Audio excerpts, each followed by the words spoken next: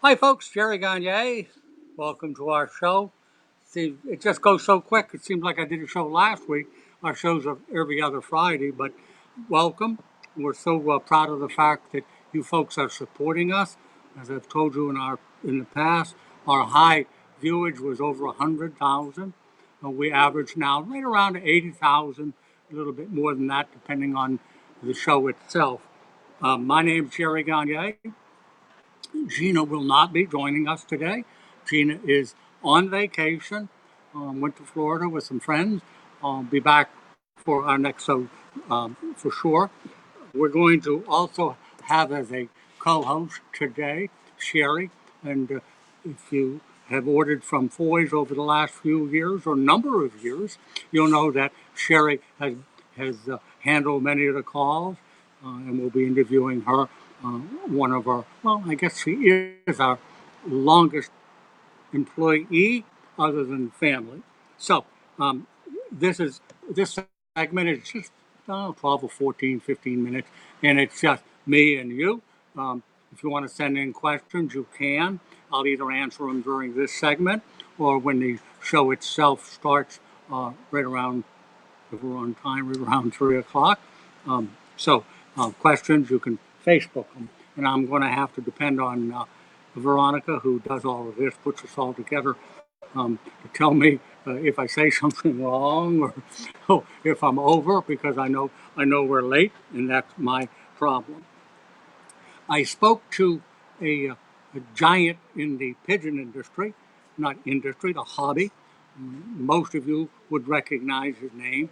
It's John Hepner. John, many time president of the National Pigeon Association.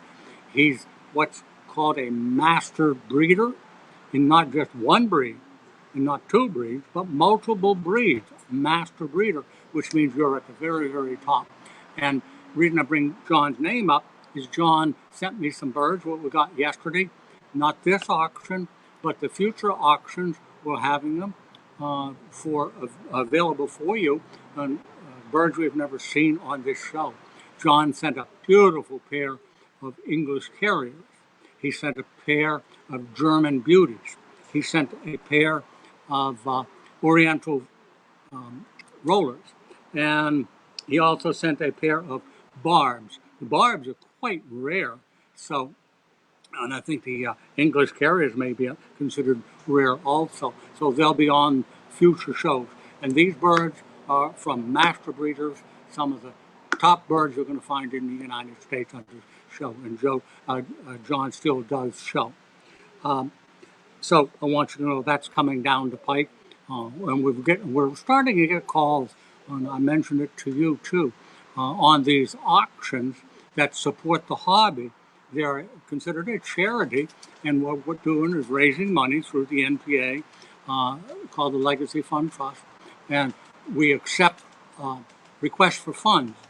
If you have a project or a situation that involves pigeons, you can contact us or go on the NPA website and type on Legacy Fund Trust, and you'll see a form where you can send it in. And I caution you, get it in as early as you can. We write our checks after October, right around November, but the deadline is in October. And all of that information is on the NPA website.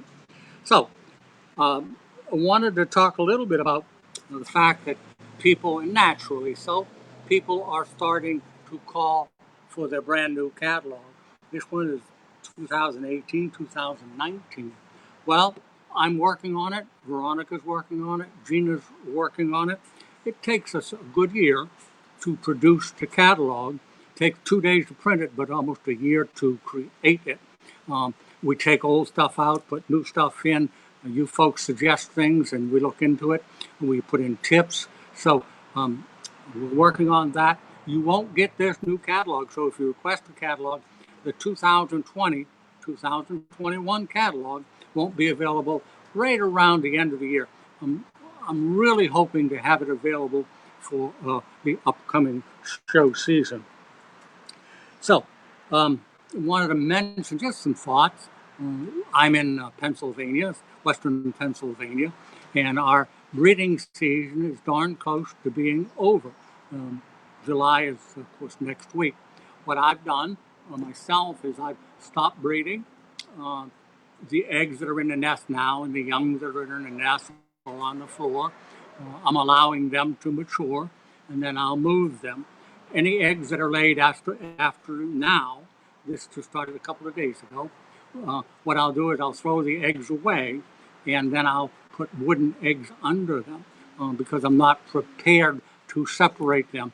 When everything is done, all the young and eggs are weaned, then I will start separating my hens and my cocks, and that's the time of the year to do it. You shouldn't expect too much out of your pigeon pairs. People push them too hard, I think, in many cases, to get more young. Well, generally speaking, a good pair of breeders, let's say homers or rollers, which are easier to breed, could possibly raise 12 young ones for you. But boy, you're really, really pushing that bird. The bird itself, the hen and the cock, both become very stressed and tired. So in my opinion, if you're going to breed your birds, try and keep it to like a couple of months. Hey, Sherry, you can join me. You can sit right here if you want. Sherry's going to be on the next segment, but she's going to sit in and join us. I remind you, if you have questions, you send them in via Facebook, and we'll have them lined up for the next show.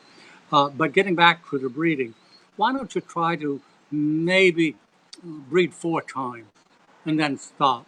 Give the birds a good rest. You'll find that you'll have you'll have healthier pigeons in the long run, because when your breeders are stressed out, there's a tendency to become sick. They'll catch sick just like you. If your immune system is weakened, the door is open for disease. So my hint to you today would be stop breeding after no more than 4 rounds.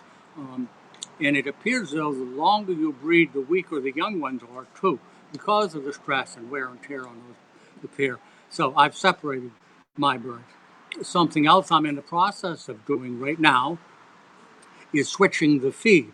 I shared with you in the last couple of shows that during breeding season, I switch my birds to pigeon pellets. And the reason I do that is the pellets are much more nutritious, higher in protein, and give the young pigeon, the baby pigeons, what they really need when they're born. And they break down much easier than grain. So I switched to pellets. Now that I'm breaking up my pairs eventually over the next couple of weeks, I'm in the process of switching back to a grain feed. I use European Supreme at this time with corn, and I've shared with you before that I feed corn year round. And Sherry's heard me say it so many times. You feed with peas and corn in it, and if a pigeon has a choice, it's going to eat what it likes first, just like a kid. Put an ice cream cone in them and maybe some peas. What do you think they're going to eat first? They're going to eat. My screen is a little crooked, huh? All right, thanks, Ashley. So where was I? Do you remember? About eating ice cream and the ice cream. Yeah. They're going to choose between what they like. Right. So when you're feeding your birds, you have to learn how much those birds eat, and it changes based on how many young ones you have and so forth. So what I do is I feed the European Supreme. Now the pellets are in front of them all the time because they're feeding young ones. When I'm done breeding and pretty much done, I switch to a grain feed. And what's going to happen if you don't do it right? You're going to walk in the next day and the corn's still there and the peas are still there because they don't like them this time of the year. So if that happens and there's still corn and peas in the bottom, and they don't like wheat either, if it's in the bottom of the feeder, then I do not give them any more. I want them to eat the corn and I want them to eat the peas because it's all part of the diet.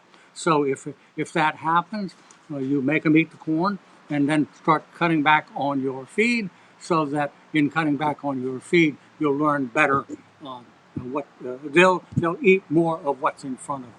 And the reason we do this show, we've got 3 more minutes to 15 minutes, is what you've been seeing. It gives us 15 minutes or so to adjust our cameras, to make sure the lighting is correct, make sure that the pigeons are supposed to be where they're at. A lot of little things that we have to correct. So by correcting them now during this 15 minutes with Jerry, we hope that when we go on to our regular show, that we'll have most, if not all, but most of the bugs taken out. So we got 2 more minutes. There's a lot of things we can talk about, and one I might mention to you. Oh, I'm looking over at my,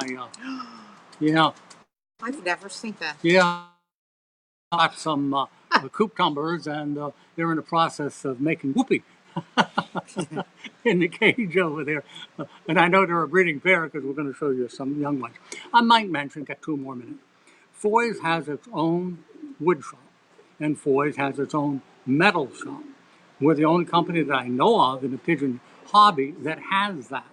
So if we sell a lot of wood products, but we can't fill all of your needs. One of the most popular things that people ask for is a different size nest front. So we will custom make just about anything you can possibly think of if it's in wood. We have an Amish man, his name's John Raber, and John, in fact, I talked to him today, was calling about some 18-inch high nest fronts that he was making. So if you have a need, whether it's a feeder, whether anything, may perch it, anything, we'll make them for you. All you have to do is call Gina or call me, and we'll give you a quote, and you have to give us about 2 weeks for us to stop the assembly of what we're doing and make whatever you need, whether it's something small or whether it's a lot of them. So we also have a metal shop, and if you've noticed in our catalog, we sell aluminum baskets. Well, some of the aluminum baskets are also made by another Amish family in Ohio, and they're mostly they don't flatten out, they don't collapse. They're all aluminum baskets with a drop-down door and a lift-up top. A lot of people like aluminum because really it is a lifetime purchase, and they're so easy to clean because if you want to hose them off or pressure wash them off, they're really heavy aluminum, and we'll make any size that you might need. Also, if you're in the racing pigeon business, hobby, I shouldn't say business, if you're in the racing pigeons, we can make those crates that are needed to load your birds into the truck on race night. So if you have a need like that, we certainly invite you to contact us, and we'll be giving you a quote. Well, I don't know what to do. Veronica's on the telephone, and we have to 3 o'clock, and nothing you can do. Are we up? Are we okay? Keep going. Okay. What we're going to do is, at this point, we're going to start the regular show. It's 3 o'clock. My name's Jerry Gagne, as I said earlier. Gina is not going to be on this show. It's not my fault. Please, it's not my fault. I tried to talk to her into taking a vacation at a different time, but you can see the respect that I get. She took it right through her because there was a show and she wanted a break from the show. Now, this doesn't look like work, does it? It's easy, and we're on for an hour, and I don't know. Anyway, we have had in the past, I've had Kim on the show, Gina on the show, Veronica's been on the show.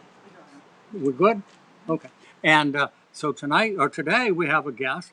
I don't mean in age, but other than family. Sherry is the oldest employee we have, going past 10 years, right? It will be 13. 13. Oh, 13 years ago. She joined us when we were 7 years old, 7 years into Foy, and been with us ever since. So, Sherry, introduce yourself. Tell me a little bit about your husband, Rick, your family, and the fact that you're a golf widow, right? Basically, yes. Go ahead. Grandchildren, children, and all that kind of stuff. I am married to a wonderful guy.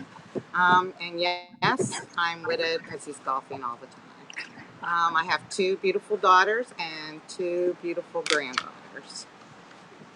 And well, what do you do here at Foy's?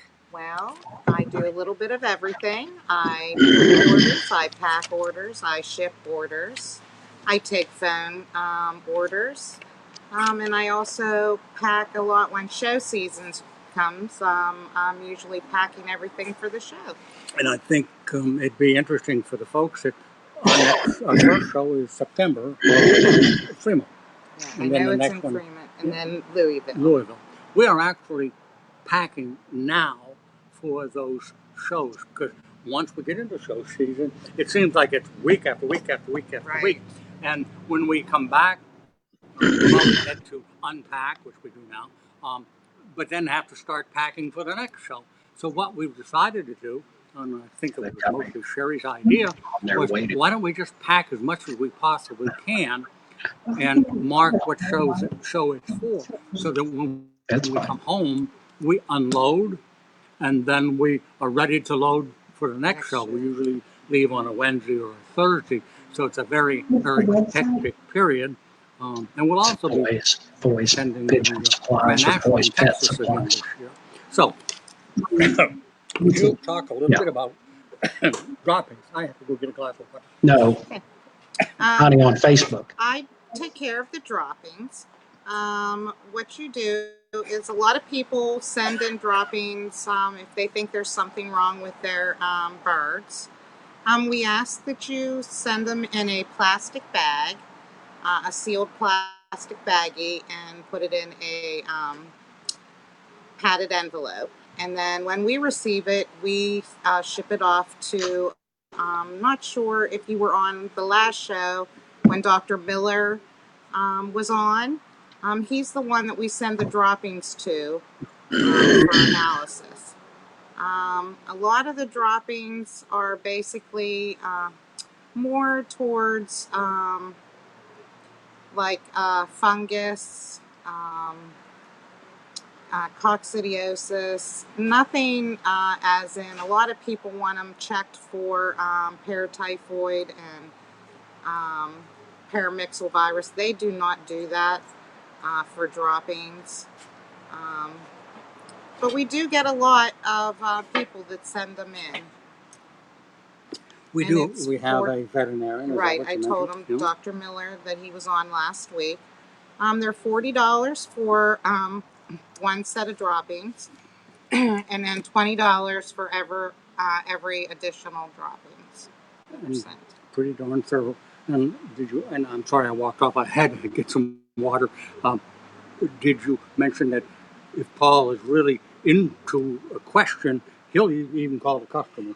Basically, he usually calls all the customers. If you don't answer, if you have an answering machine, he will leave a message. He's very good at that. And if by chance, if he can't get a hold of you, then he calls me, and then I write everything down. One way or the other, we do get back to you and let you know what the results of the droppings are. Veronica, we're accepting questions. Is that correct? Pardon?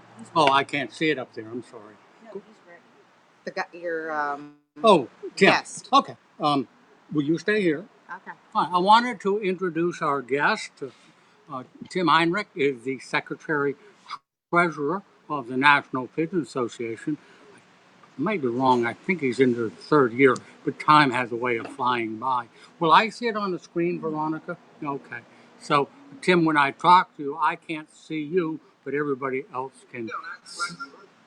Okay. So, basically, I wanted Tim to come on, certainly to promote the National Pigeon Association. If you have fancy birds, shame on you if you are not a member of the National Pigeon Association. There are a lot of benefits to being a member, but also I wanted him, first and foremost, he wouldn't be Secretary Treasurer of the National Pigeon Association if he wasn't a pigeon man.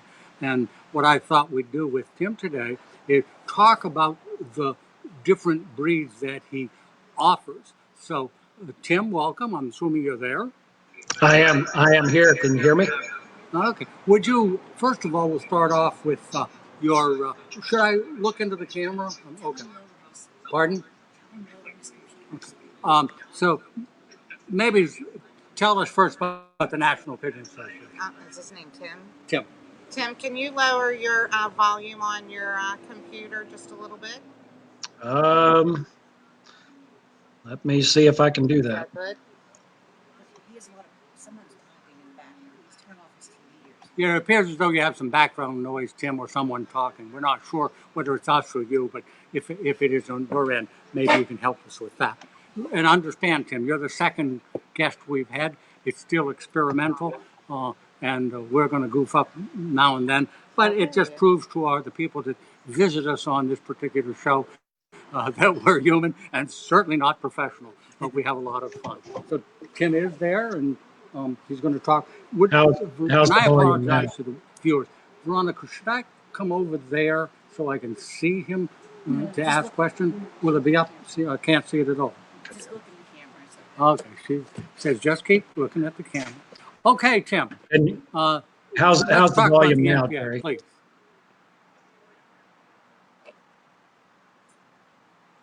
How's the volume now? Can you hear me? Yeah. So there's some kind of background. Veronica, what's happening? I'm not sure. It's just him waiting for him to talk. Okay. Maybe do you need to repeat? Maybe I'm too close. Tim, you can go ahead. Can you tell us a little bit about the NPA? Sure. The NPA is doing pretty well right now. We've got, we average about 1,500 members most of the time.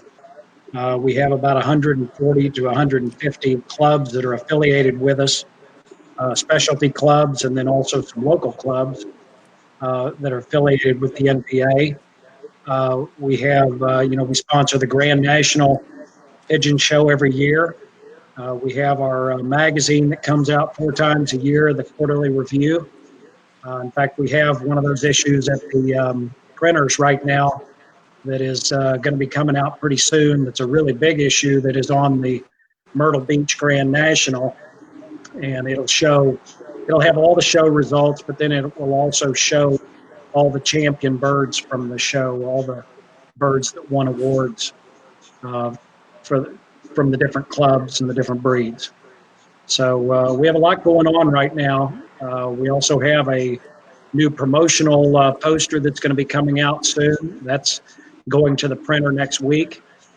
So we're gearing up for our next Grand National in Amarillo, Texas, next January. And that's going to be the 100th anniversary show for the National Pigeon Association. There you go. Oh, how much does it cost to join? The dues are $20 for an adult, a single adult membership. And then we have a junior membership that is $5. That's a really good deal because they get the magazines and everything else that the adults get. So it's a really good bargain for juniors. And we actually have close to 10% of our membership is junior members. And then we have a family membership. If you have multiple people in your family, you don't have to pay $20 for every person. It's $25 for the entire family. And then if you live in Canada, you can have the dues are $25 or $30 for a family membership.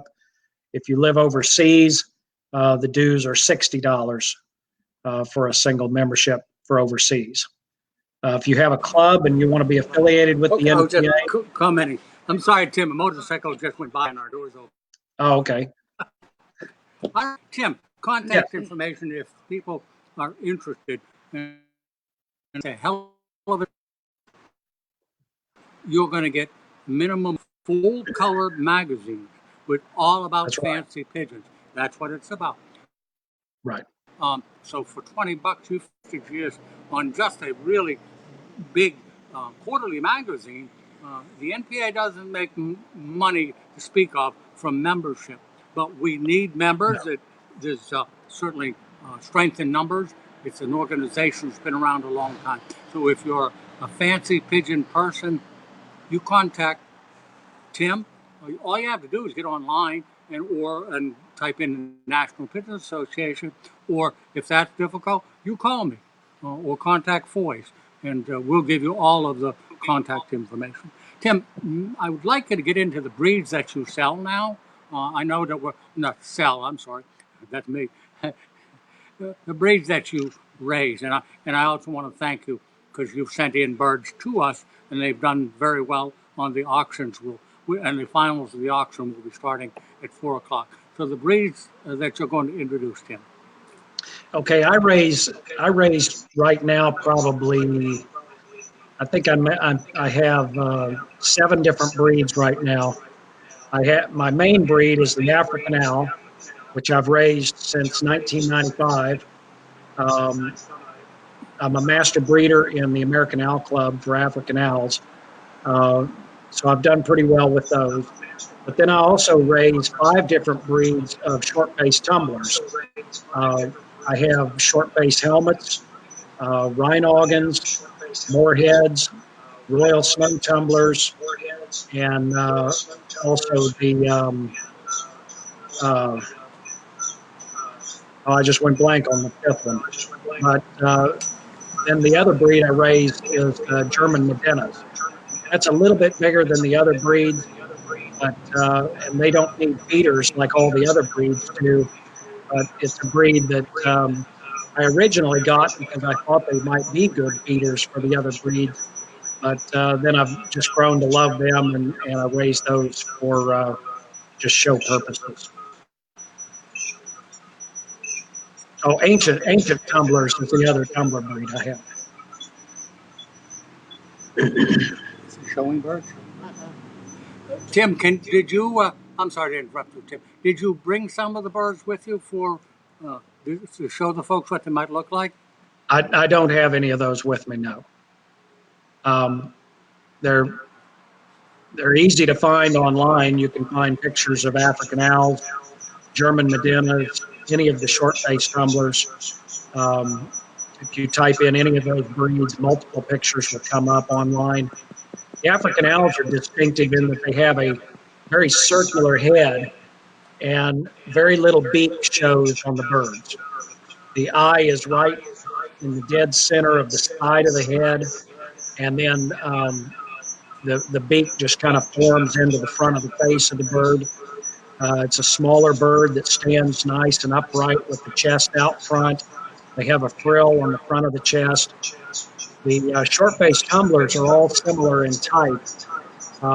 They all stand up very nice and erect, and some of them have a little crest on their head, but they all have real short beaks and a nice broad frontal on the front of their heads.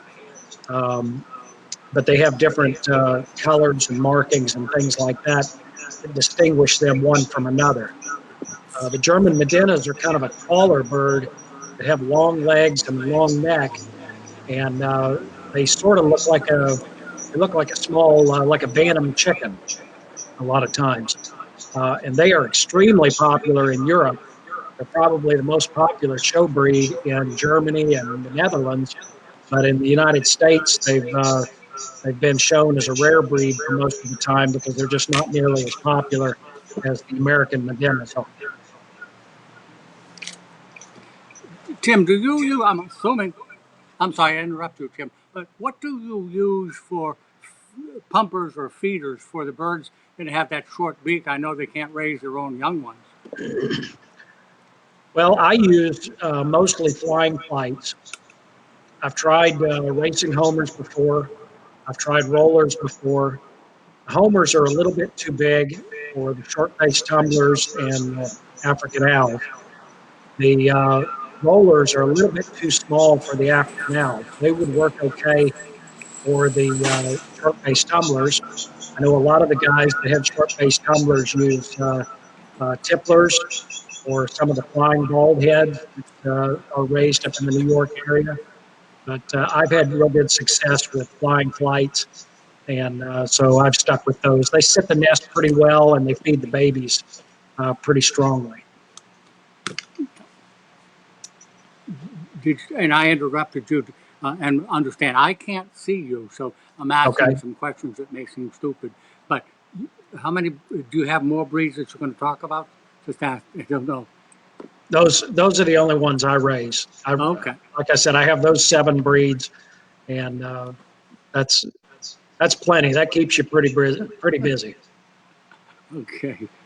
Well, Tim, if once again, your secretary treasurer, do you have some contact information? There are people certainly who are watching all over the world, Mhm. may be interested. I think we have a foreign membership cost too, do we not? Right. The foreign membership is $60 because it costs quite a bit more to mail the magazine overseas. So that's why it's so much more expensive than the regular cost here in the United States. If you want to get a hold of the National Pigeon Association or get a hold of myself, you can reach us either by going on our website at npausa.com. You can email me at npasecretary@yahoo.com, or you can call me. My phone number is 404-922-4960, and I have it on. I normally have it on from 10 a.m. to 6 p.m. Eastern time all during the week. So it's Tim, if somebody was interested in your birds, maybe they've been looking for them or are interested in some of the different or more unique breeds, um, can they call you about your birds? sure. Yeah, they can call me about my birds. And I don't have any available. I usually know some other people that are in those breeds that they might be able to get in touch with and find some birds that are available. okay, so it's the same phone number for the NPA, Right, or if you right, get on the website, National Pigeon Association, you'll have a right. way to contact him. Tim, I thank you very much. Hope it went well. Appreciate it. Got a lot of information out. I'd love to have you back in the future. We might even do the show live from Amarillo. I'm not sure on that yet, but if we do, Okay, we'll certainly have you back on. Thank you very okay. much for joining us. Thank you. All Take right, care. all right. Appreciate it. Bye-bye. I hope you folks enjoyed it, and I hope that if you have a thought for joining the NPA, don't wait. Um, Call them now, email them now. I can't stress more what you're getting for $20. It's pretty darn good. You couldn't, in most cases, get a quarterly magazine in color, with the exception of a couple of that are out there. For instance, Purebred's a great one too. But we need your help. Join the NPA. We have a lot of things going on, and we also have a program where, with FOIs, we have a junior package. And if you are interested in joining, or having one of your kids join, you can certainly do that as a junior member. And you can get on FOI's website or call FOI's, and it'll tell you about the junior package that we offer you. And it includes a membership to the NPA. All right. Well, Sherry, you've been awful quiet, but you're used to that with me, huh? That's right. Can't get a word in edgewise. Okay. Well, we should start getting in some questions. And I think you go through this on a regular basis while we're waiting for questions, but people are just absolutely amazed that at what you do. And they usually say, "Huh?" Yeah, Would you try to explain you're in the pigeon business? right. I was picking up boxes at Dunham's, which is a sports store, and as I loaded the boxes, I realized I had a box of pigeons that the coop tumblers that we're going to have on the auction. I was bringing them in, and the lady was helping with the boxes, and the pigeon crate was there. She said, "What's that?" I said, "Well, that's what I do for a living." She said, "Oh my God!" So I took a couple of the coop tumblers out to show her. She says, "Please, please wait. My boss is here with his grandson. Would you mind if I go get him?" And I don't think anybody was selling in the store, because all of a sudden I've got every employee in the back room looking at the pigeon. So it brings a chuckle to me every once in a while. I used to not want to get into it because we had so many. One question would lead to another Yes, question. definitely. But now, I don't mind. I'm trying to spread the word. We do have a question. Would you read that for me, young lady? Um, When did the NPA have its highest number of members? And how many were there? And thanks for the junior member info. We'll be getting one for my nephew. Tiffany, I can't give you an exact number. I can certainly give you a roundabout number. The figure fluctuates between 1,500 and 1,800 members.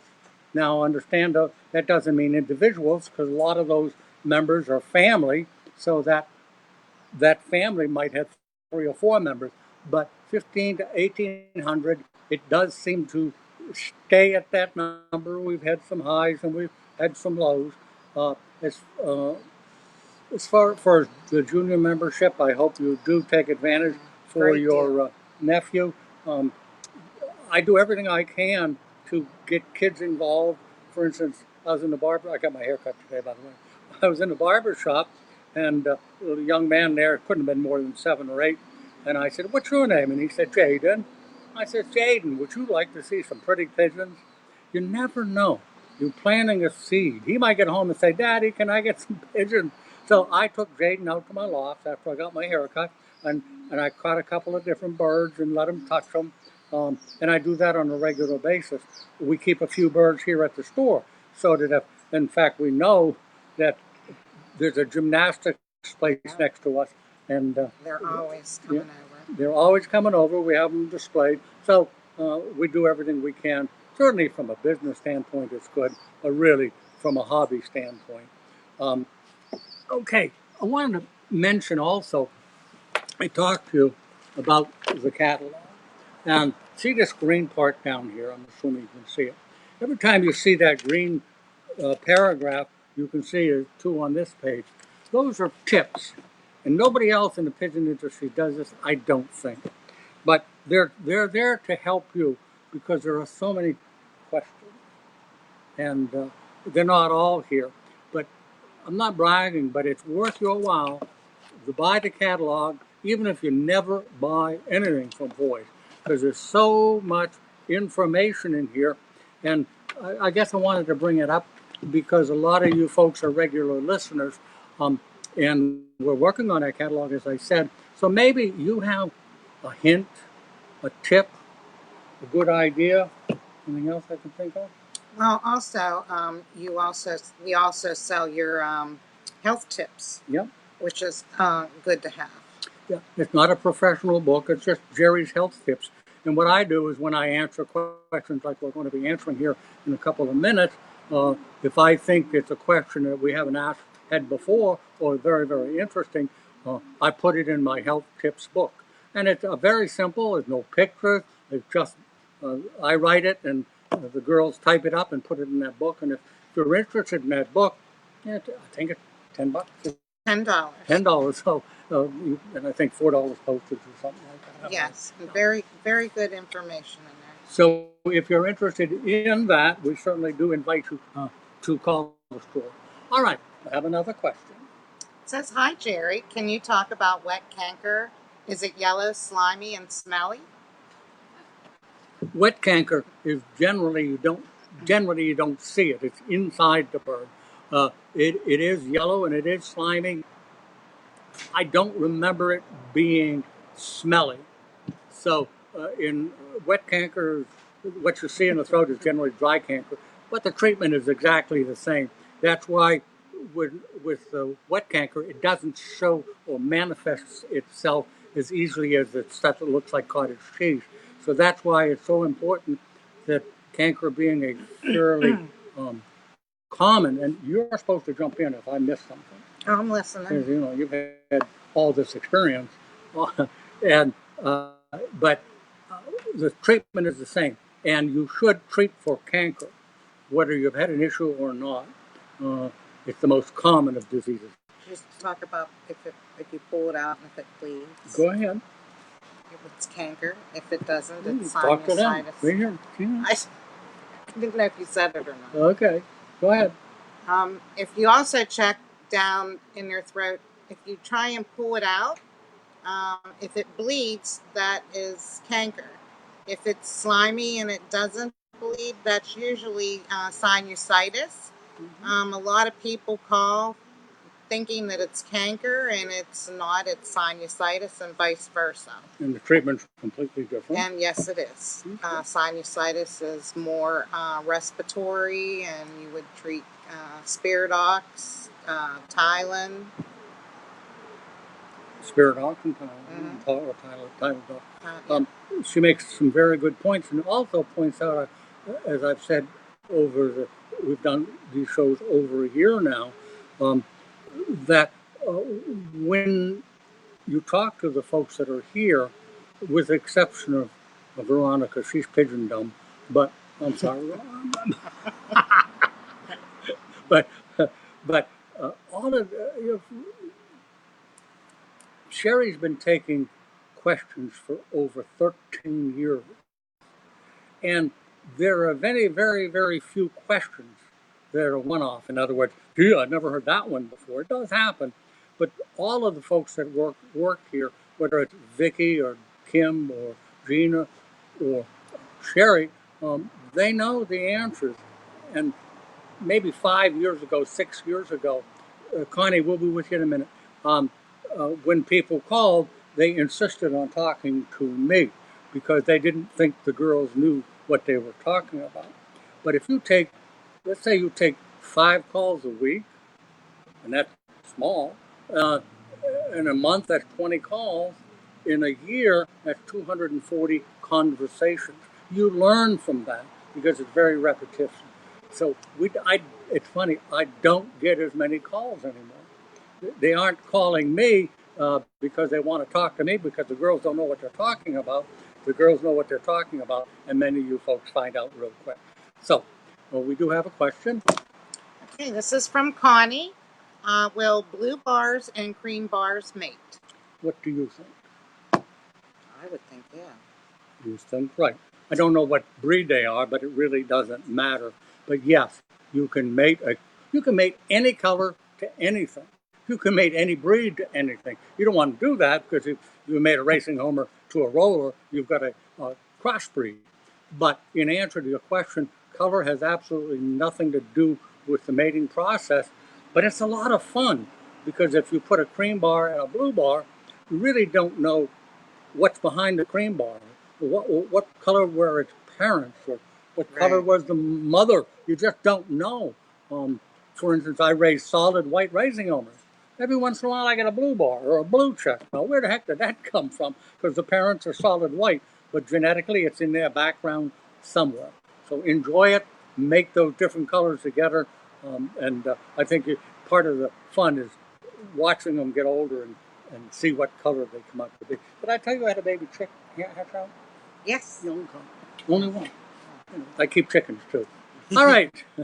All right, next question. How often should you treat a healthy loft for canker? Good question. Not only how often, but when. I would suggest that you treat for canker 2 to 3 weeks before you put your birds together or before you start the breeding season. If you don't separate your birds, you still want to do it 2 to 3 weeks before your real breeding season starts. And then you stop when the breeding season is all done and all of your birds are weaned. That's when you do it. And I would suggest also that you worm them. Right, but rotate. Rotate medication. Yeah. You know what I was thinking also? What do you do for racing pigeons? Should you do it how far in advance before you start racing to treat for canker? It's harmless, so the same rule would apply. Yeah, that's what I was thinking about. Yep. So and also rotating your medication is very important. Ronadazole is still on the market. We sell it in 10 and 25%. But the pigeons, so many pigeons now have developed a resistance to ronadazole. It's recommended, and if you've never done it, it's not as important. But if you've used ronadazole in the past, go to the 25%. Right? We have a 10% and 25, yes. Yeah, because it's much stronger. But also a good idea is to rotate your medicines. We have ronadazole, we have metronidazole, furazole. No, what else do we have? Oh, the one that's natural from Norway. I forget the name. Trichodes. Oh, Trichodes plant. right, and Yeah, fricasees. yeah. So you want to try to rotate them. Um, if you don't have a lot of birds, it's always been my opinion that you're better off to treat them with tablets, because when you're treating their drinking water, it's hard to control, or you can't control and don't know how much water they're going to drink. But if you use tablets, you know for sure the bird got the proper doses. So, Tiffany, again, thank you for being a regular listener. Um, I mentioned 3-in-1 earlier in the program. Um, if you want to treat, like I described for the canker, 3-in-1 is canker, coccidiosis, and worms, so that would be a good one too. If you've had a history of canker problems, then you want to treat specifically with a canker medicine. But if it's preventive, and um, if it's something you're doing 2 weeks before and 2 weeks after, 2-3 weeks after, then a specific canker medicine. But 3-in-1 is something I would recommend if you've never had the issue. Dave's a regular writer today, isn't he? Yeah, I'm trying to Thanks, think. Tiffany. Okay, it says if the bottom of the racing homer tonsil where the fringe is, if that is white, is that a sign of respiratory? Tonsils, yes, should be pink. Um, where you're talking about, if it's white specks, white dots, that's a disease called thrush. Some people call it candida. And thrush itself is white spots. That we sell products for that. But I would suggest what you might want to try is in tomorrow's drinking water, by the gallon we'll call it, add 2 to 3 teaspoons of bleach. Regular bleach, not, be careful, not new and improved, not added whiteners, all that kind of stuff. Good old fashioned chlorine bleach. That will take care of thrush also. So I'm not sure if that answers your question. Of course, it should be pink. What you're talking about on the fringe. If it's all white, you can call me after the show or email Foy's and they'll send it to me, and I'll give you a little bit clearer answer after I do a little bit more research. All right, next question. What are some of the better solutions for bird baths? Well, we have a number of them. We have one from Versalaga. We have one from Natural. We have one from Foy's, our own brand. We have one that Dr. Pigeon formulated a number of years ago. We can't get that anymore. Pardon? We can't get that anymore. We can't get. Oh, that's right. Yeah, one of the products we can't get. So we no longer have Dr. Pigeon. So we have, and I'm not going to tell you one is better than the other. They all serve the same purpose. It just seems that different people, just like anything else, Vicky loves bluebonnet ice cream.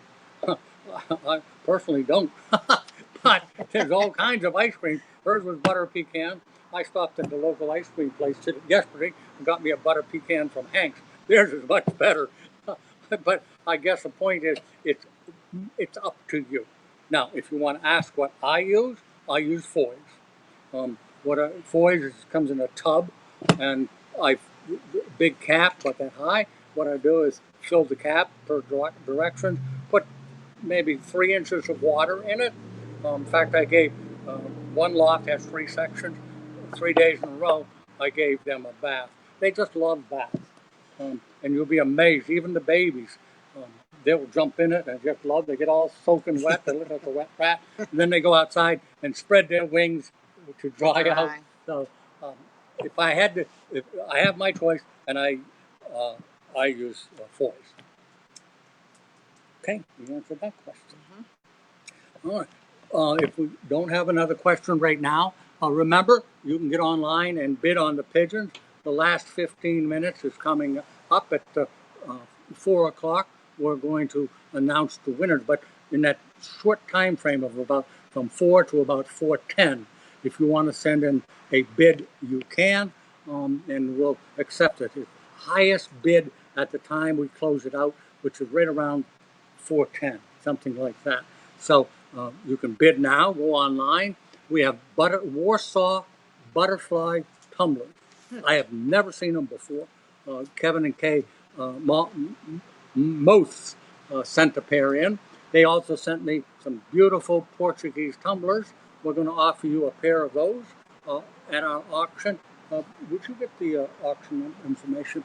And also, we're going to offer, we've never done this before, a family of birds. We have two, a mated pair. In fact, they're going to have eggs pretty soon. They're doing whoopee, as I said. But anyway, we're going to sell you the pair. And we're going to sell you 3 of their young. 2 of them are still in the nest, and 1 is now pretty much eating on its own. So 1 bid will get you from a top breeder of coop tumblers, Jim Fiesel from Ohio, donated them. So we're going to offer those, at 1 price. Right now, for Jim's coop tumblers, we have a bid of $75 from Ramos. And Ramos is a good friend. I was surprised that he's bidding, but that's great because he's mostly a high-flying man. But coop tumblers are a performing and a show bird. And also, I think, did I share with you the unique feature of a coop tumbler? When they fly, it's like clapping hands. Their wings go all the way up past their body. You can hear it. You can hear it in the loft. When I walk in, I can always know when the coop tumblers are flying because they make that funny noise. Now, Gromus has bid 75. If you'd like to join in, if you go up to 100 and you've never bought a pair from us, then certainly you by going to 100, not only will you get the birds, top quality birds, but we're going to send your name in to the National Pigeon Association, and your name will be forever listed in the quarterly magazine with your name, the city and state, and what breeds you keep. So just remember, at $100, you're on the NPA honor roll. Well, Butch is calling. All right. Do you have a good resource to help me understand genetics? Yes. Do you remember the book? Genetics. We have more than one, don't we? Yeah, we have 2. Okay. They're both called genetics. Yeah, I think one's called genetic and the 2, I think maybe, and the other one's just genetics. One is, I think, like $85, I think. Well, I'm And looking. then We'll see the how other far. one's like maybe $9 or $10. There you go, right there. Like I need to see my. Oh, I was right. $9 for Pigeon Genetics 3. I said 2. And then the other one's regular Pigeon Genetics, and it was 85. Wow, I was spot on. Yes, well, you ought to be 15 years. So those are the 2 books, and they're by United States authors. So if you're interested in learning, I'd start off with the least expensive one. Right. And if that information, once you gather that information and absorb it, then you may want to step up to the more expensive one. And also, what can I do to keep the squeakers from being pet called? What does that say? H-Y-D-Y, spelled it wrong. Heidi. Heidi Ho. Heidi Ho. I was going to talk about that. So, Butch, thanks for bringing it up. It's a common problem. Happens every year to almost all of us. One of the things you can do is create a hidey hole. Now that sounds odd. It's funny. I was reading a book yesterday, a Western book, and they were, one of the outlaws needed a hidey hole. But here's what you do: you get let's say 2 4-inch pine boards or 6-inch pine boards, and you want to have one. It's going to go up to one this way and one is this way. So this top one is like a shelf, and you're going to make it pretty much go from wall to wall, if you can, along the floor. And what you're doing is the one board is secured, and then this board is like a shelf. But underneath it is about 4 inches of space. So when that cockbird, it's almost always a cockbird, attacks the young one and scalps it, and we've all seen it where you can only see the scalp, can't even see any feathers. Well, with that hidey hole, it's about that deep, or it can be that deep. The baby runs under there and hides. See? Hidey hole. So it can get away from the cock. You don't want it so high that cockbird can get under there. You want it so the baby can hide. Also, being only that high, even if the male gets under there, he can't lift his head high enough to catch the bird. So the baby is protected. So that's the only thing that I can really think of. Now, in treating that, we have a product called Jerry's Antiseptic. It's a little spray bottle, but if you want, just go to any local store and get some Neosporin. Neosporin is an antibiotic, and you rub it on the bird's head and certainly segregate it until it starts to heal. Some of those birds and baby birds will be scarred forever. The feathers will never grow correctly. In some cases they do, but it takes nothing away except that you could never show the bird. You can race the birds. The feathers will come in. One will stick up here and there. It'll look odd, but take nothing away from their flying ability. But you can never, ever show the bird that it'll become a good breeder. Well, I'm getting tired of talking. Yeah, it's very warm out here, too. Yeah, 87 degrees. Oh, I'm glad you mentioned that. We had a gentleman send me some birds. He sent 16 or 17 white young ones. And when I got them yesterday, I opened the box. And there were 3 dead ones. Now, that has to do, and it's only happened once or twice in my lifetime, it was when he shipped them, it was 90 degrees. When I got them, it was 87 degrees. And those were young ones, not terribly strong, old enough to eat and drink, but the heat killed them. So be cautious. I have refused to ship birds on 80 or not 80, around 90 degrees, 85 degrees. I won't ship them. And if the heat is the same in the destination, I'll hold off.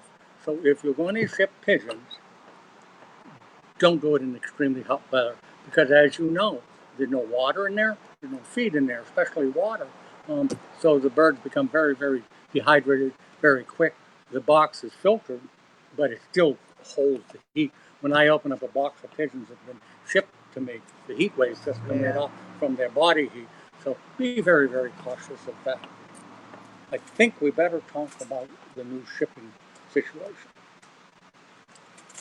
That I don't. I know they went up. Sorry to say, folks. I went into the post office Tuesday to ship pigeons, and I had 4 boxes. And normally a 2-bird box with 2 pigeons in it, if it's, well, we'll say, I'm in Pennsylvania, this side of the Mississippi River, it would normally be around $35, not counting the box.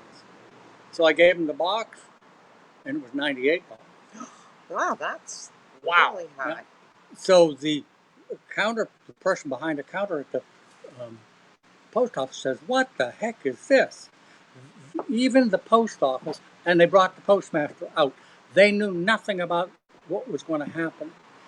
The post office had doubled and tripled in some cases, depending on where you are. I shipped the same day I was going to ship the birds to Oregon, and it was 2 birds. It was $192 to ship them. So my total for 4 boxes was over $400, where normally it would have been closer to $200. So what I did is I brought the birds home. I wasn't going to, I promised these folks I'd be shipping, and I gave them a cost, but I wanted to go home and I wanted to give it some thought. So what I did was I shipped the birds and took the loss because, in my opinion, I had quoted the people a price, and I'll stick to that price. But all birds now, and Veronica is changing our website, it'll be changed in our catalog. We got these increases with no warning. Nobody knew it was going to happen. We're hoping we're going to fight it. What our chances are slim to none. But just think what it's doing to people who sell chickens and poultry, ship birds to shows. I talked to John Hepner. He normally ships 2 or 3 big boxes of pigeons to support shows. It's going to cost him $1,000 to send 3 or 4 boxes of pigeons to a show. So I can't. Is that round trip or just one way. Oh. So I can't tell you what to do, but what we're doing in our catalog and we're changing our website that will say, if interested in pigeons, please give Jerry a call. You give me your the number of birds you want to order, what breed you want to order, how many, and I'll calculate the cost, or I'll call the post office and give them the dimensions, and that's where everything has changed. Up until Tuesday, if you wanted to ship pigeons, it went strictly by the weight of the box. Didn't matter how big the box was, just how much it weighed. And the 16 bird box is 30 or 32 inches long. It's huge. So they measure every box now. Every man or every person in the post office carries a tape measure. When you bring in lives, we call them lives, whether it's chickens, pigeons, it doesn't matter. If it's living and breathing, they measure the box, and that measurement is where the price increases. If you have any questions, I wish I could give you answers. Tim and I talked about it. I talked to other people that have pigeons who ship regularly. Nothing we can do at this point. So if you have a question, you can always contact me. But when you go to ship pigeons, double what you bring or triple bring your credit card because it's terribly expensive. It's a shame what's happened. So I hope it'll change or go back, but I have my doubts. All right, if you got a question, give us a call. The show is over in about 10 minutes. If you've placed bids for the birds, do you need this at all? No. If you, as you know, we have an auction that benefits the Legacy Fund Trust. And if you would like to bid on the birds, we have bid. This is what we have from Jim Fiesel. He donated a pair of coop tumblers. I've had them a while. Can't stop them from breeding. They're great parents. So I just raised young. So one bid will take 5 birds. Gromus has bid 75. We take them in increments of $10. So if you want to go 85, 95, or 100, you've got about 10 or 15 minutes, maybe 20 minutes to do it. So don't hesitate. Just get on Facebook and follow the rules or whatever. It just tells you how to do it, right? You can tell. You and I are great Facebook people. Are you on Facebook? Huh? Are you on Facebook? Oh, very little, yeah. I don't even know. I always have to ask Kim or my daughter or somebody. Yeah. I don't even know how to get on it. All right, Gramus, thank you very much. You've got a bid. And then we have the Warsaw Butterflies. And boy, you guys are missing out on this. This is an extremely rare situation. In fact, here's a book written by Wendell Levi. You can see how big it is, and it's full of pictures. I go to this thing all the time. But you know what? Warsaw Butterflies aren't in here. That's how rare they are. They're a bird that's very, very popular in Poland. Which one? The top ones. Oh, okay. Yeah, I was watching and we'll be showing them. They have little buff, but we'll show you them. But if you want a rare breed, Warsaw Tumblers. Ever see one? Warsaw Butterfly Tumblers. We have a bid from Dana Barnes, and we have that bid at $100. So for another $10, you might top that bid. Get on Facebook, send your bid in. We very much want to. We're raising money for charity. Boys gets nothing from this. And what I will do, if you decide to purchase, I will contact you and do everything I can to keep the cost down, but I'll be able to quote what it costs to ship them. It's not what we've done in the past. We also have a pair of, the Warsaw Tumblers and the Portuguese Tumblers were contributed by Kevin and Kay Moth. I'm sorry, it's M-O-T-H, and I have a hard time with that, but it's not Moth, it's Moth. They donated those. When William Santiago Riviera has bid $100 for the Portuguese Tumblers. Get on Facebook, bid $10 more, $20 more, whatever you want. You could end up with a beautiful pair. And we generally, as soon as they're paid, we try to ship on Tuesday. So we encourage you to, after we announce the winners, that you give us a call here at Foy's, and I'll figure out the shipping for you and get your credit card information. Now, the program itself, we do very little commercial-wise, but we thank you for your business. Of course, we're Foy's Pigeon Supplies. We send out this catalog. Never a day goes by that, to me, it's amazing. So many new people getting into the hobby. But in talking about new people, it's heartening to see new people. We get calls every day for catalogs, which tells me it's probably not just necessarily a new customer, but a new pigeon person. And Sherry will back me up on this. We get calls all the time from people who say, I had pigeons when I was Little, back when I was 8, 9 years old, and I'm 72 now, and I'm getting back into it. no, it's a lot of new people. And if you have somebody that's interested in pigeons, do your best. Get them going. Don't sell them birds. Or if you sell them or give them good birds. There's too many people who want to help somebody get started, give them culls or birds that really aren't show material or poor racing material. All they're doing is getting rid of their junk. If you're going to give somebody birds, give them something you would be proud to have. All right. Here's some things I wanted to talk about. We've got about 10 minutes. We'll talk about that.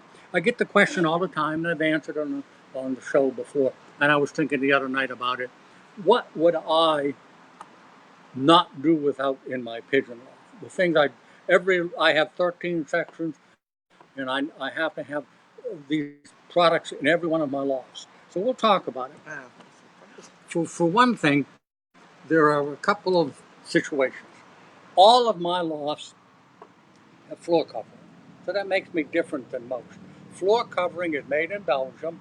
It's made of clay, and it has an anti-coccidiosis product in it. It's not a medicine, anti-coccidiosis. So I pour it out as granular, about that thick. What's that, about 3 inches? And I change. I talked about this before. If you have a question, by the way, we're still accepting them. On the floor, what's it made out of? What's it look like? Comes in 55 pounds? No. I think 44 pounds. Okay. Comes in 44 pounds. An 8x8 section takes about 3 or 4 bags. So I pour that on the floor, and I clean my lofts every 6 months. People say, well, how do you do that? It's very absorbent. Yeah. Very.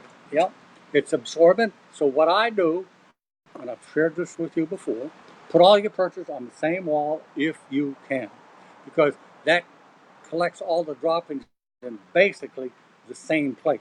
So what I do, I can clean a loft, or 8x8 loft, and you're going to laugh at me, 5 minutes. That's all it takes, 5 minutes to clean my loft. What I do is I go in, all the purchase are on one wall. What is this called? A door fork. Easy lift door fork. This is a door fork, and this goes in here. So what I do with that handle, I scoop underneath the purchase. The floor covering comes through. The clumps that are on the purchase are stuck up here. I carry a box or have a box whenever I'm doing it.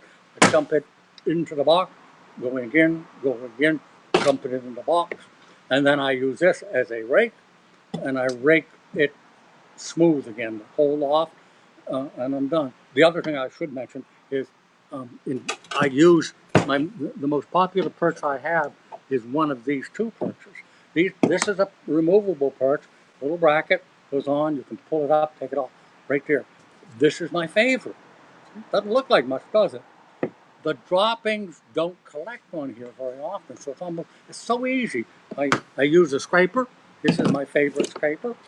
I scrape the dropping to me, not pushing them towards the wall, but away and go down. I do that before I pick up all the droppings. So, By the way, this is called a space saver perch, and this is a block perch, just in case they were wondering. You didn't say that, though, so if you want to sell a product, you need to tell them the name. Where can I get them things? Foy's Pigeon Supplies. Foy's, I've heard of it. Isn't that a brand new company? Been around for like 3 or 4 years? No, it's been around forever. What year was it founded? Don't ask me. I don't. 1883. Oh, there you go. 1883. And I read a lot of Westerns, and it amazes me. We, as a company, started in the late 1800s. Cowboys and Indians were still out there, and it was before the Civil War. It was before the Mexican War. I mean, just the things that happened, and I can relate to them. Geez, my company was still around, and they were still wearing boots, and they had their pistols and their 10-gallon hats. And so anyway, all right. So another thing I didn't bring it. One of the other things you may want, I don't use it anymore, is we have a long-handled scraper. So the scraper, this isn't it, but the scraper is here. What I like about that, before I put the floor covering down, is when you want to scrape your floor, you don't have to get down on your hands and knees. You have that scraper, and it's stainless steel, and it scrapes all of the droppings that are stuck on the floor, and you sweep them into the corner, pick them up. So if I didn't use floor covering, I would certainly be using the long handle scraper. Something else I wanted to talk about. This, see what you do is you put this under your belt, like that, carry it like that, and you need gloves on, so that if you're walking in a dark alley and you get attacked, you pull it out like that. No, don't put it in there, you catch your belt that way. Put it this way, pull it out, and attack them. All right. All right. This is a scraper. I love this. I suppose to pick everything out, this is one of my favorite things. What you do, and think about it now. This is a flat scraper. And when you're scraping perches or you're scraping your nest box, you're going this way. You can't do it this way because you need that sharp edge. You're going this way. And you're pushing everything to the back, and then you try to get under it and take it out. This is good for flat surfaces, sometimes on the floor, sometimes in the nest box. But this little baby will do everything. What I like about it is I talk about these. People will ask. Making me nervous. Well, when you put this, the bird's going to poop, and the bird underneath is going to get all dirty. It's not the case. You put them about 12 inches apart. I have a lot of solid white pigeons, and this is what I use. Either this one, or as Sherry called it, what was that again? The block perch. Block perch. See, we have fun on this. That's right. So this is what I use, and all you do is pull it. All the droppings come off and go underneath. This is the other one I use. Same thing. Just pull it, pull it, pull it. The block perch. The block perch. And nest boxes. This is where it's especially important. When you are cleaning your nest boxes, you take the nest below. So you put this all the way in the back of the box and pull it. Pull it. And I've got a dustpan. Then in the corner, it's difficult. What I do, it's three-sided, so I go this way on the bottom and scrape out of the corner. Or I'm going to go this way. And I'm picking everything up, the side walls, I'm going this way. So your loft should have one of these. They're great. And there's two sizes. Small and big. 4-inch and a 5-inch. I hate know-it-all, don't you? Okay, so we talked about that, we talked about that, we talked about that. And I do keep a flat scraper. There are instances where I need one. Sometimes on the floor, if there's just one or two places after I've cleaned out all of my droppings after 6 months, I might just use this to pick up some of the stuff that's stuck to the floor. So, if you'd like to talk about that, too late. It's 4 o'clock. You know what happens at 4 o'clock? Dun, dun, dun, dun. Dun, dun, dun, dun. Auction time. Okay. You've got about 10 minutes if you'd like to be part of the auction. How are we going to do this, Veronica, as far as showing the birds? Do you know how to hold the camera? Hello, Mr. FedEx. Would you like to be on the air? Not today, huh?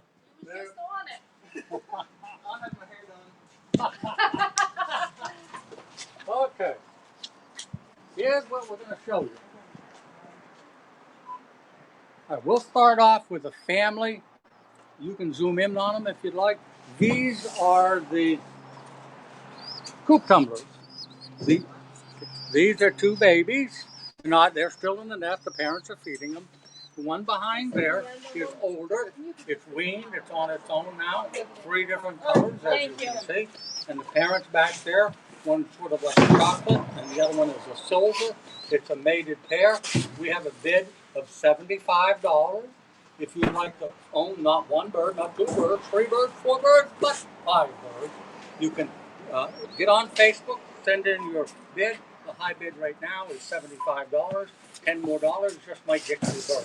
But don't wait too long. You've got to do it fairly quickly. All right. Pardon? Push it this way. Push it this way? Okay.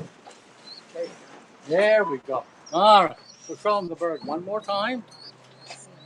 You can see they have feathers on their feet, but they're not muffs.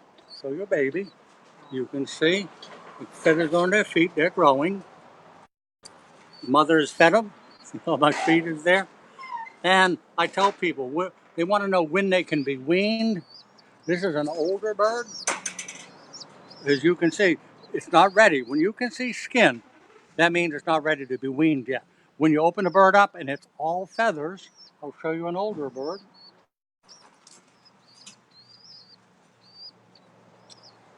This is the father of those birds, but you can see,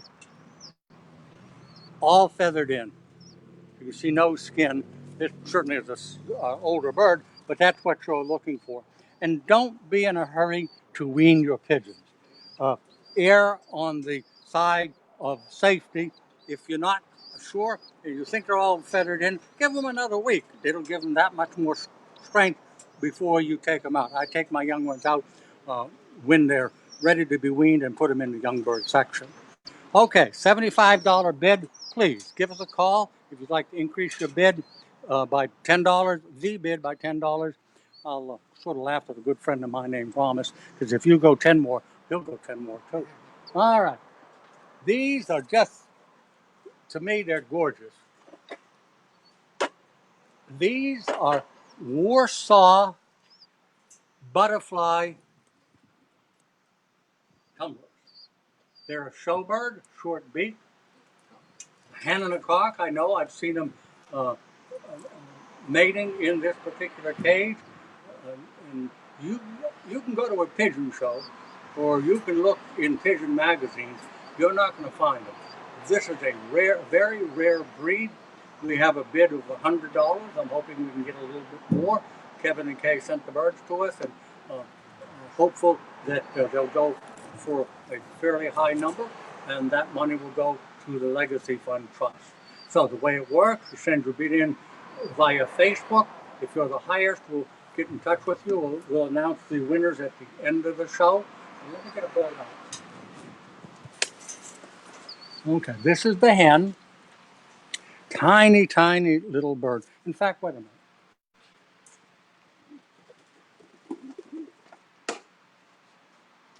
I want to give you an idea of size. Look at the difference. Here's a racing homer, and here's a butterfly. So you can see how much bigger they are. So that truly is a dainty bird. Now, in keeping these, you're going to have to use feeders, because you can see how short the beak is. Nice, beautiful pearl eye. This, I said, this is the hen, and there's the mate right there. They are mated. You see, he missed them. So for a bid of 100, we've got a bid for 100. Just a little bit, maybe another 10 or 15 or $20. We'll get you this pair, and we'll be sending them to you on Tuesday. We urge you to call us after the show with your credit card information. If you want to send a check, you can let the folks know. I do my best to get these birds out on Tuesday. You know what I'm going to do is I'm going to tell them hello.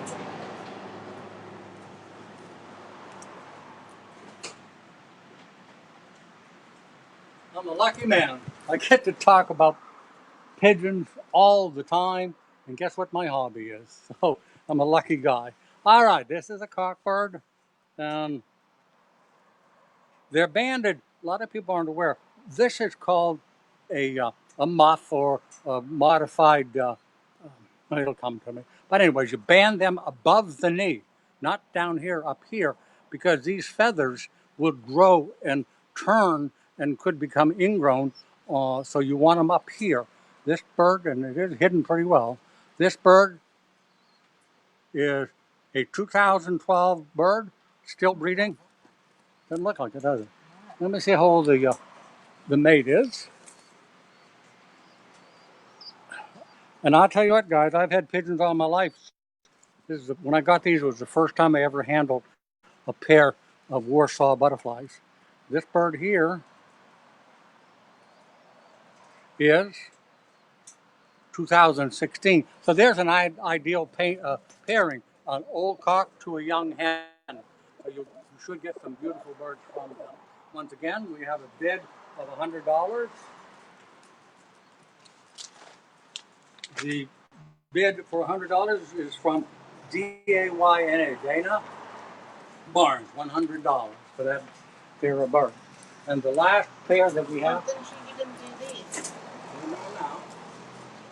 do these. This is a mated pair, hen and cock, of a pair of Portuguese tumblers. Portuguese tumblers is a little misleading. They actually originated in Iberia, but the Portuguese country fell in love with the birds and have been the strongest supporter of this particular breed since the 1800s. So they became Portuguese tumblers, even though they're not from Portugal, at least originally. The bird on the left is the cock, the bird on the right is hen. Let me show you something. Look at that bird. Whoop. Oh, no, you don't. Yeah. Okay. Now, these birds have been in a cage for a little while, and it has a tendency to damage their tail. This is the cock bird.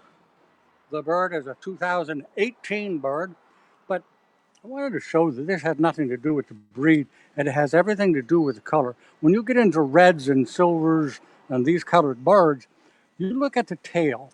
See all them black marks? Ticking, that's right. This Learn ain't, from the best. this ain't your first rodeo, huh? I wanted to tell you, every time you see that, I'm going to say 99.9. If you see that black ticking on a colored bird, it's a cockbird. Don't have to worry about it. It's a cockbird. Genetics, I suppose, I really don't know. Look at them. Those are called pearl eyes. Color of a pearl with a red ring around it. All right. Now the beak on these birds is a little bit longer than the Warsaw, so I would assume you could raise these without any problem. The hen, see, no ticking, no ticking, no something like that. Anyway, this bird is all. This one is a 2018 bird. So, nice, pretty little red checker in the head, colored tail, pretty pair. Buy these, and you'll have young ones in 2 or 3 weeks. But we have a bid for those of $100. Let me tell you who did it. Okay, you've got roughly 3 or 4 minutes because you have to allow for the time if you get on Facebook. So if you're one of those late bidders, well, now's the time.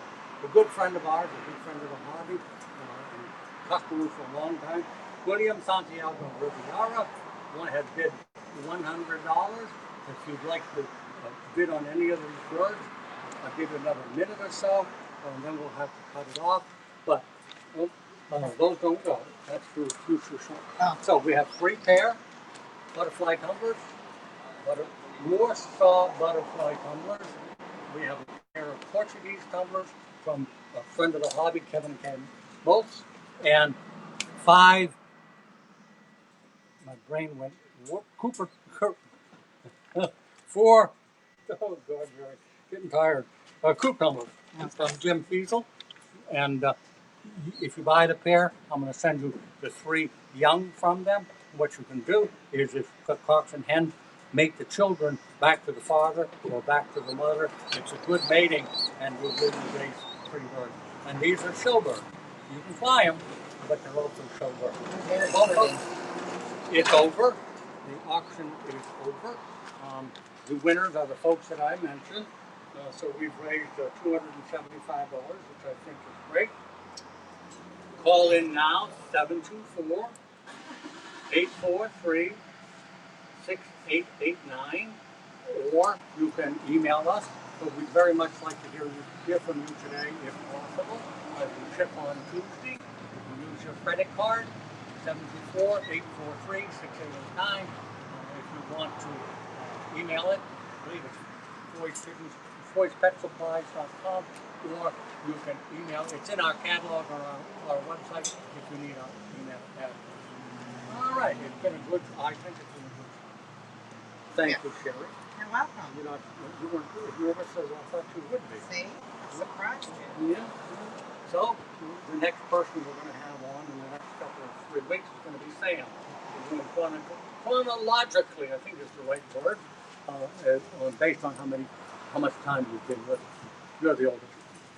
Now you know it's pretty much over. We're only got about 3 or 4 minutes. I'm going to close it off. Thank you very, very much for watching. Voice on Facebook. We'll be joining you in a couple of weeks. We're going to have some pigeons on that we've never had before. We have English Carriers, genuine Homers. We have a pair of black, which is a usual color for me, Oriental Rollers. And we have coming Barbs. And Barbs is also a really unique bird. Thank you very much. Talk to you. And Tina will be